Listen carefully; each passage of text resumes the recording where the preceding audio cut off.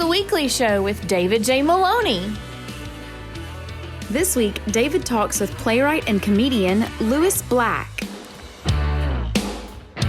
And now, here's your host, David J. Maloney.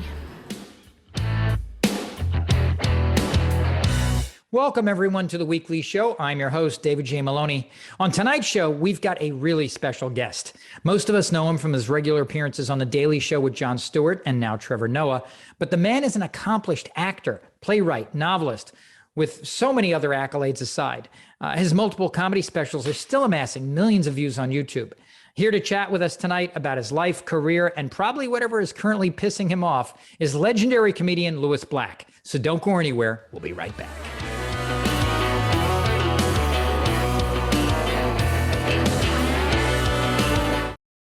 Our featured guest tonight is an incredibly intelligent and accomplished actor, playwright, novelist, and of course, comedian. Although he's probably more currently recognized for his work as a correspondent on The Daily Show with Jon Stewart and now Trevor Noah, his work has spanned decades, with memorable parts in Hannah and Her Sisters and as Anger in Pixar's Inside Out. And a number of other popular comedy specials. He's amassed a huge fan base. Here to chat about his life, career, and whatever is likely pissing him off right now is the ever so charming Lewis Black. Lewis, welcome to the show. Thank you. Thanks very much for having me. So you've got a really interesting family history, and I feel like looking at your career, I maybe see some kind of themes and influences possibly from that. If I'm correct, your grandparents were Jewish immigrants from Russia, and their last name was not Black. What's the story there? The name came, which I finally discovered. I did Finding Your Roots with my brain. I did Finding Your Roots and on PBS, and I hope he won't be watching this, so he can't be upset. But I can't. It's really, my brain has been. I'm still waiting for it to return after the 2 years of being out of commission, having to hide out from what was happening out there. But I learned that. But nobody could tell me that my family name, where it came from. Because people go, well, you must have been Schwartz. No, we weren't Schwartz. Because I'd ask them all of the basic questions I asked. What was Black in Russian?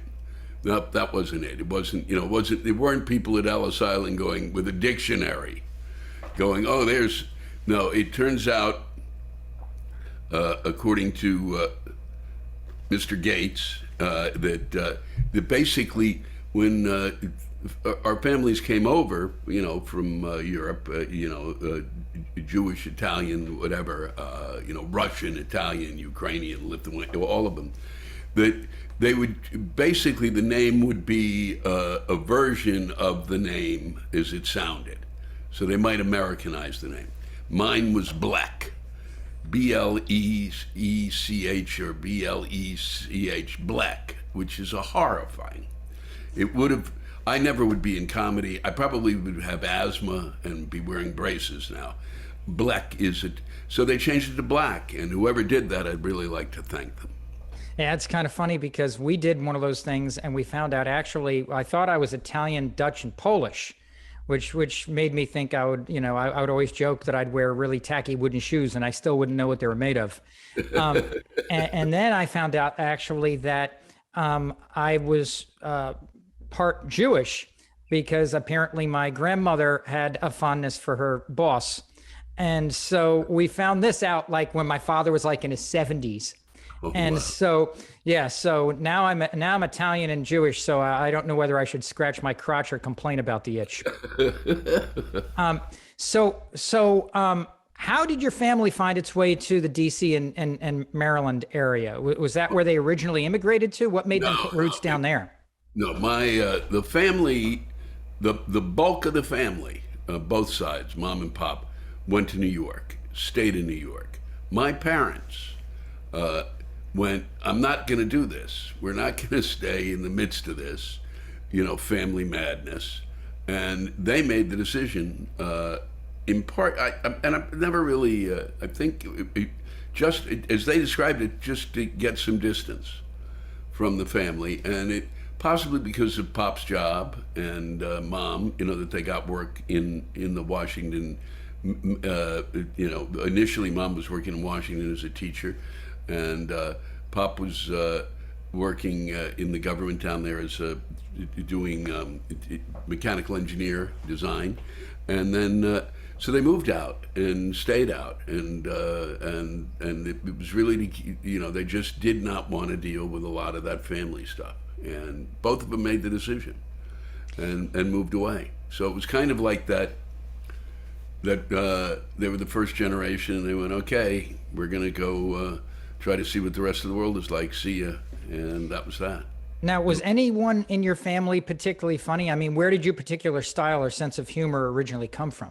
My mother is really funny. My mother is really sarcastic, brutally so, much more so. And my father had a real sense of where the joke should be. He had the idea of, he's the one who kind of would tell my mother, basically, in so many ways, my father was like the audience who went, okay, no, you've gone too far. But my father was the one who introduced me. He was reading Catch-22 and laughing, and I was 13 or 14 or 12, and I said, you like that book? And he said, yeah. And I said, should I read it? He said, oh, yeah, absolutely.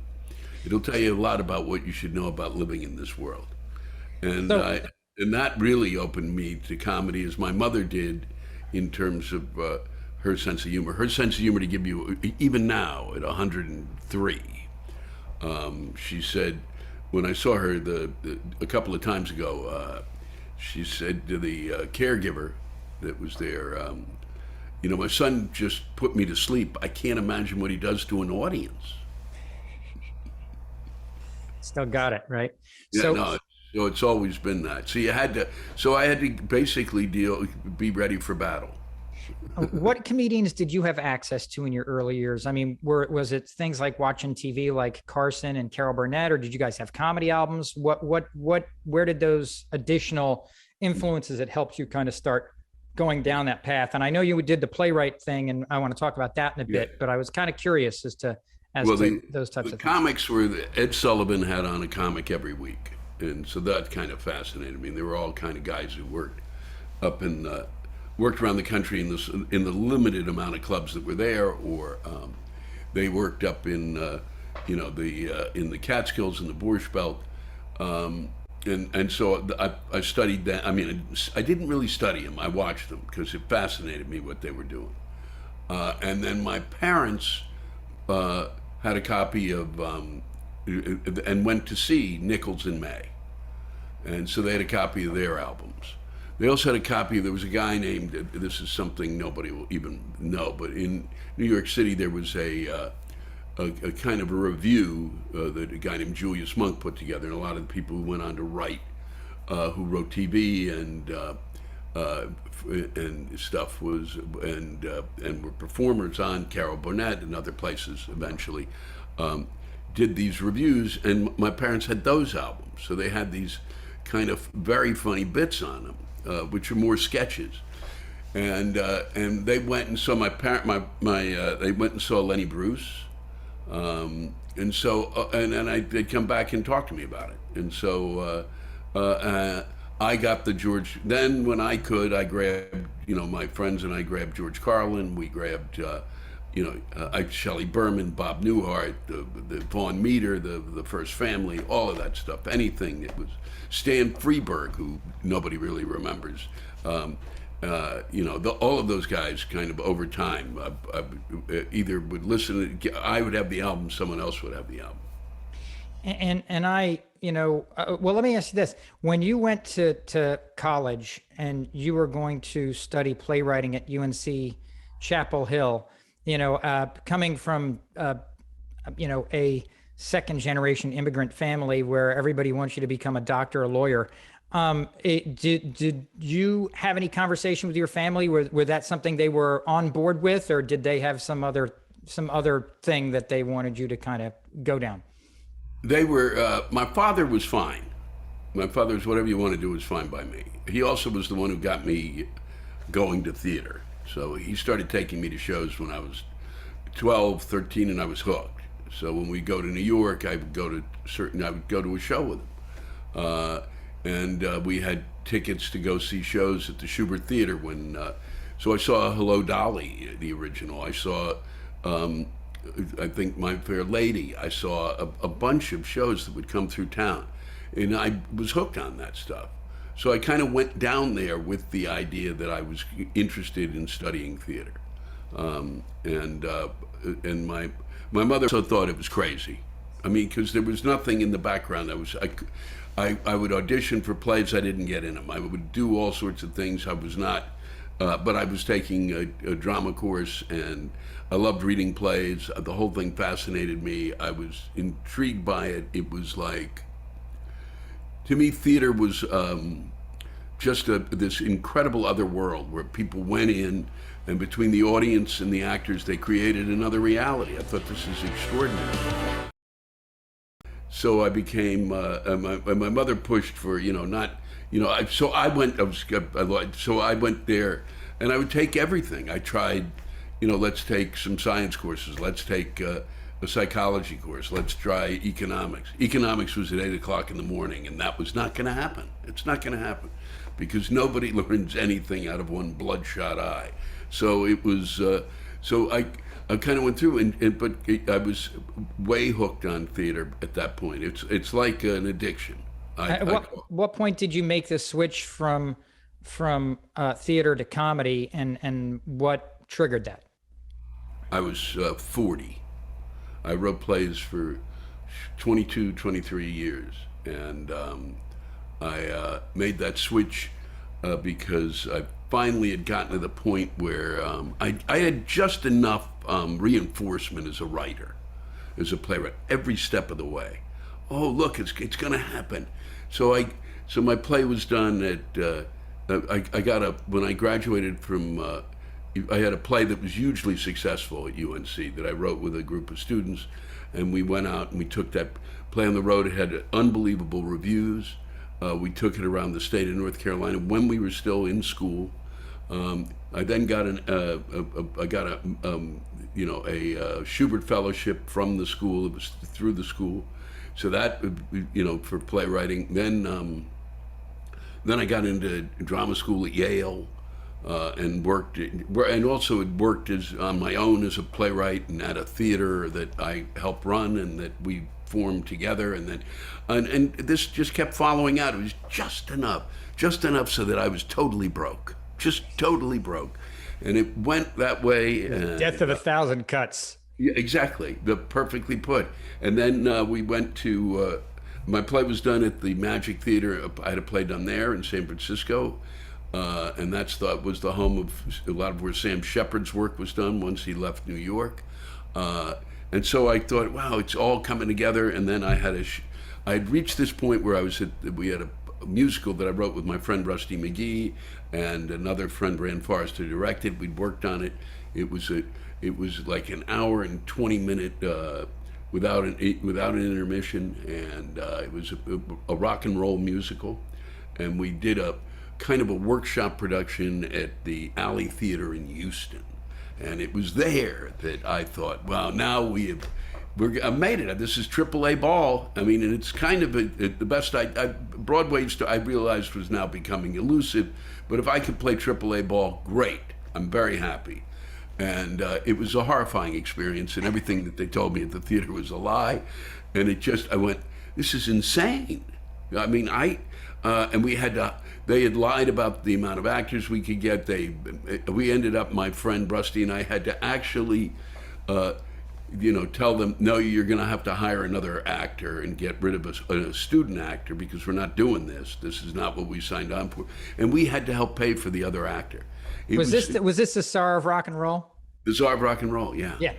And we made it into a 2-act play, and then I was supposed to be able to stay there and work on it, and they said, no, we don't have the place for you to stay. Well, I'm broke, so I need to come back there.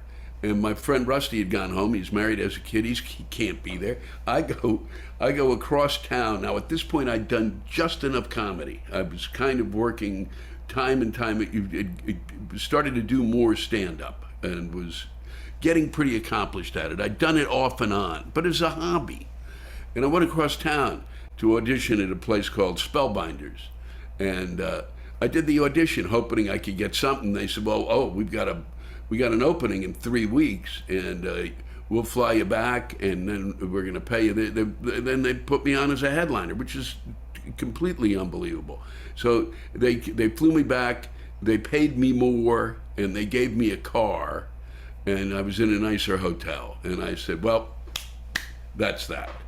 And I said, a drunk at a comedy club treated me with more respect than the place that I'd aspired to be a part of, and that was that. And I really didn't regret that decision. I missed it. There was a hole in my heart, but I just felt, well, I'm going to go out there and write my stuff, and I'm going to have to act in it. I'd have picked a better actor, but nobody let me.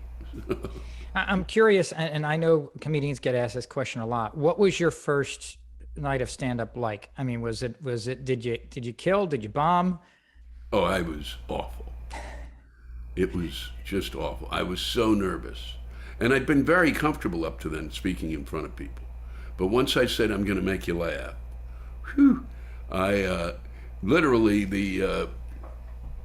you can hear. I've got the tape still, and it's hidden away. I can barely listen to it. You just hear this. You just hear my breathing. It's about 30 seconds before I say the first words. And I just died up there, a horrible death, and then came back the next week, which shows just how stupid I am. But the first week, and I don't know if this is, you can edit this out, but this is actually what occurred. I had a dog named John, and he named after one of the Kennedys, not me, somebody else. And so the dog, my Cocker Spaniel, seeing that I was in danger, kind of raced toward the stage, jumped up there, and came toward me, and I grabbed him and put him on my lap and did something that I would do around the house for fun to entertain people, which I held him up like this, with holding his paws out, and went, and this is how a dog masturbates. And I just played with his genitals in front of the audience. Big laugh, huge laugh, massive laugh. I put him down and said, thank you very much, and thank the dog, and we're out of here. And at that point, I probably should have made it I should have worked with him. Do you still get a rush now when you get on stage, or are you at a point of comfort level? I mean, do you still have any of the nerves, or is it that you've done it so many different times now, it's like standing in your living room? I had nerves when I went back on the road after the hiatus. That was, up until then, the nerves were gone. I could sit and talk to you. I would spend 5-10 minutes looking at what I had to do, my notes and stuff, and put them down, and then I could sit and talk to you. And then they go, and there'd be 30 seconds, and I could go see you, and I'd walk on stage. Now, did you eventually do the whole New York circuit and have to, from Catch a Rising Star to Dangerfields to I did every Cellar? one. Did you end up doing that whole circuit like everybody else? I did, absolutely. That's how you learn. Who was in I guess I don't want to say graduating class, but who was essentially in your class at that time? Who was in the circuit that you'd see every night? The great thing was the people I was with were just extraordinary. And so the first time I really went into Catch, which was just great. It was a great club up on the Upper East Side of New York. And it was, Rosie O'Donnell was the host, Dennis Leary, Kevin Meaney, Mario Cantone, and me. And that was who and because I was working a room that we were running as a theater called the West Bank Cafe Downstairs Theater Bar. And we had this, below a restaurant, we had a bar and a stage and 100 seats. And we would do plays. Really, we did 2 new plays each, 2 new one-acts each week, and really simple, no set, no nothing. And I would introduce all the plays, and I'd become, and then on Saturday night at midnight, we would do a free show where we would, I would do stand-up, and my friend Rusty would do some music and some musical comedy stuff that he'd written, and so I went across town, and now I had to take the stuff I was doing there and had created pounds of material. Now I had to convert that material for the audience that came to a comedy club. And I really learned from those guys a lot. And it was great. I mean, Dennis Leary was on stage that night. The first time I walked in, and he was doing a bit on smoking, which was one of his one of his first breaking bits, you know, when he became kind of well known. And I heard the bit, and I went, well, there goes that's the end of my smoking bit. That's gone. I'm not doing that again. And I just would pick up things, bam, bam, bam, bam.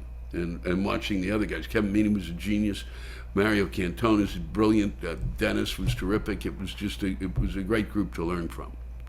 Was the rant thing always your shtick? Or I mean, how did the angry man persona come about? Was that just, I mean, where did that come from? It came from the fact that I was yelling some of the time. Some of the things I was doing were making me crazy, but I wouldn't yell out. I would turn around and yell at the wall behind me because I didn't think the audience could deal with it. And finally, a comic came in with a friend of mine who had been the guy who was my opening act for years was John Bowman. He and I had worked together at the West Bank. He brought in his friend from Michigan, Dan Ballard, who was a big guy and really extremely funny. And Dan did his bit, and then I did some stuff and came off stage. And Dan came to me and he went, "Come here." He said, "Look, I'm on stage yelling, and I got nothing to be yelling about. You're on stage, you should be yelling, and you're not yelling. I want you to go on stage and yell everything." And I did, and that was that. And I went, oh.